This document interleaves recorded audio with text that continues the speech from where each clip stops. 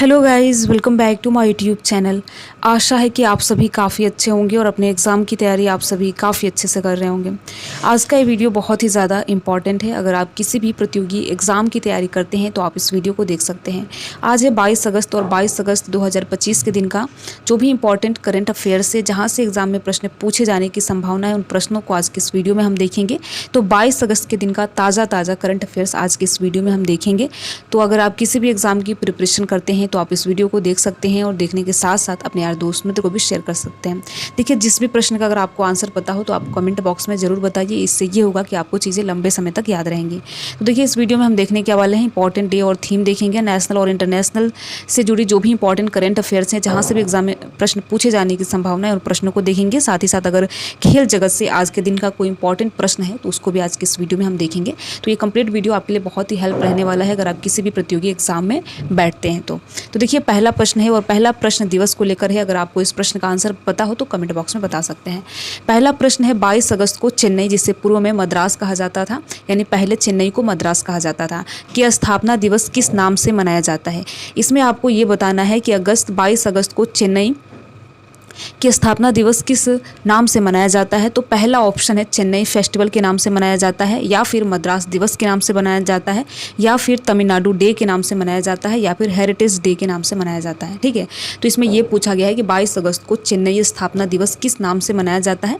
तो मद्रास दिवस के नाम से मनाया जाता है। तो इसका बी ऑप्शन सही है, मद्रास दिवस के नाम से मनाया जाता है, चूँकि इसका पूर्व में नाम मद्रास ही था। ठीक है, तो देखिए, मद्रास दिवस हर साल 22 अगस्त को मनाया जाता है। यह दिन 1639, जो कि अब चेन्नई हो गया है, पहले मद्रास था, की स्थापना के स्मरण में इस दिन को मनाया जाता है। ठीक है, तो आपको याद रखना है कि इसकी स्थापना 1639 में मद्रास की स्थापना हुई थी, जिसे अब चेन्नई कहा जाता है, और 22 अगस्त को इस दिन के स्मरण के लिए, यानी कि स्थापना के स्मरण के लिए इस दिन को मनाया जाता है। तो आपको याद रखना है। ठीक है, अगला प्रश्न है और बहुत इंपॉर्टेंट प्रश्न है। अगर आप किसी भी प्रतियोगी एग्जाम में बैठते हैं तो देखिए, ऐसे प्रश्न पूछ लिए जाते हैं कि ऑनलाइन गेमिंग संवर्धन एवं विनियमन विधेयक 2025 के अंतर्गत किस प्रकार के खेलों पर प्रतिबंध लगाया गया है। इसमें आपसे ये पूछा गया है कि रिसेंटली आप सभी ने देखा कि ऑनलाइन गेम को लेकर एक बिल लाया गया है। तो इसमें यही पूछा गया है कि इसके अंतर्गत किस प्रकार के खेलों पर प्रतिबंध लगाया गया है। तो 4 प्रकार के खेलों के नाम है, अगर आपको पता है तो कमेंट बॉक्स में बता सकते हैं।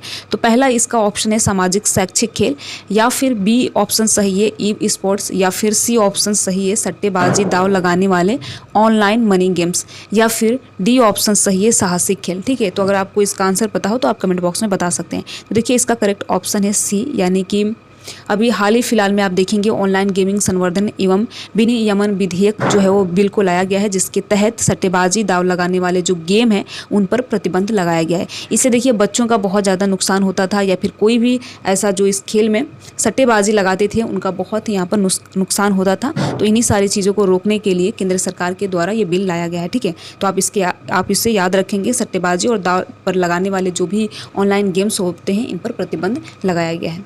अगला प्रश्न है, अगस्त 2025 तक भारतीय अंतरिक्ष अनुसंधान संगठन के वर्तमान अध्यक्ष कौन है। यहाँ पे आपको ये बताना है कि अगस्त 2025 तक इसरो के वर्तमान अध्यक्ष कौन है। तो 4 यहाँ पर नाम दिया गया है, आपको इसमें करेक्ट ऑप्शन बताना है कि अभी अगस्त 2025 तक वर्तमान अध्यक्ष कौन है।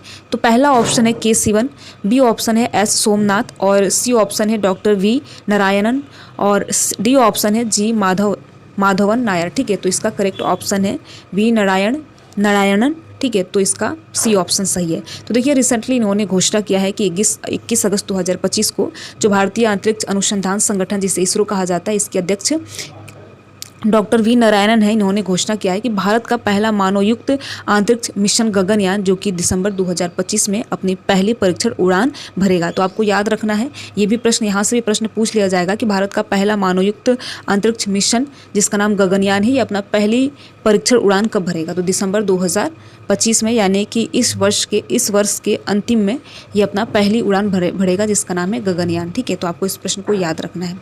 अगला प्रश्न है, 2025 में यूरेनस के नए खोजे गए 29वें उपग्रह का नाम क्या है।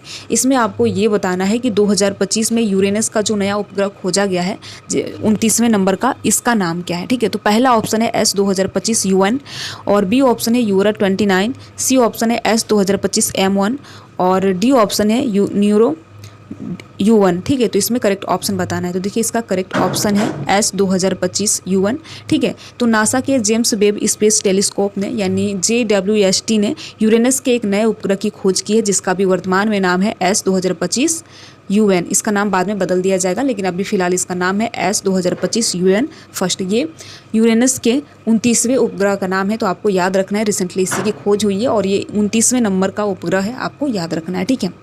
अगला प्रश्न है, रेलवे पटरियों के बीच पोर्टेबल सौर पैनल लगाने वाला भारत का पहला शहर कौन बन गया है? कौन सा बन गया है? इसमें आपको ये बताना है कि रेलवे पटरियों के बीच पोर्टेबल सौर पैनल लगाने वाला भारत का पहला शहर कौन बन गया है? तो पहला ऑप्शन है, यहाँ पर 4 शहर के नाम दिए गए हैं और पहला ऑप्शन है वाराणसी, बी ऑप्शन है लखनऊ, सी ऑप्शन है दिल्ली, डी ऑप्शन है बेंगलुरु। तो अगर आपको इस प्रश्न का आंसर पता हो तो कमेंट बॉक्स में बता सकते हैं। देखिए इसका करेक्ट ऑप्शन है वाराणसी में पोर्टेबल सौर पैनल लगाने वाला जो है वो वाराणसी पहला भारत का शहर बन गया है। तो आपको याद रखना है जो वाराणसी है यानी जिसे बनारस भी कहा जाता है, ये हमारे देश के PM नरेंद्र मोदी जी का संसदीय क्षेत्र भी है, ठीक है। तो आपको याद रखना है। अगला प्रश्न है, अगस्त 2025 में शुरू की गई रेलवे राउंड ट्रिप पैकेज योजना के तहत यात्रियों को क्या छूट मिलेगी? यहाँ पर आपको ये बताना है कि अगस्त 2025 में जो रेलवे मंत्रालय के द्वारा एक नया जो योजना है शुरू किया गया जिसका नाम है राउंड ट्रिप पैकेज योजना, इसकी घोषणा की गई है। तो इसमें यात्रियों को क्या विशेष छूट मिलने वाली है? तो इसमें कितने प्रतिशत की छूट मिलने वाली है, यही प्रश्न में पूछा गया, ठीक है। तो पहला ऑप्शन है 10%, बी ऑप्शन है 15%, या फिर सी ऑप्शन है 20%, या फिर डी ऑप्शन है 25%, ठीक है। तो देखिए अगस्त में जो शुरू किया गया है जिसका नाम है राउंड ट्रिप पैकेज योजना, इसके तहत 20% की छूट मिलेगी। अगर मान लीजिए आप कहीं किसी ट्रिप में जाते हैं और आने और जाने का यानी आने का और जाने का दोनों साइड से आप टिकट कर लेते हैं, बुक कर लेते हैं, तो इसमें आपको 20% की छूट मिलेगी, जो कि राउंड ट्रिप पैकेज योजना के तहत ये रेल मंत्रालय ने घोषणा की है, ठीक है। तो आपको याद रखना है कि अगस्त 2025 में इसमें 20% की छूट रेल मंत्रालय के द्वारा किया गया है, ठीक है। अगला प्रश्न है, भारत की बोली में 2030 राष्ट्रीय मंडल खेलों के लिए मुख्य मेज़बान के रूप में किस शहर का प्रस्ताव रखा गया है? इसमें आपको ये बताना है कि 2030 में होने वाले राष्ट्रीय मंडल खेलों के लिए भारत में किस शहर में इसका प्रस्ताव रखा गया है, यानी कि भारत के किस शहर में इस खेल का आयोजन होने का प्रस्ताव रखा गया, ठीक है। तो पहला ऑप्शन है दिल्ली, बी है भुवनेश्वर, सी है अहमदाबाद और डी ऑप्शन है मुंबई।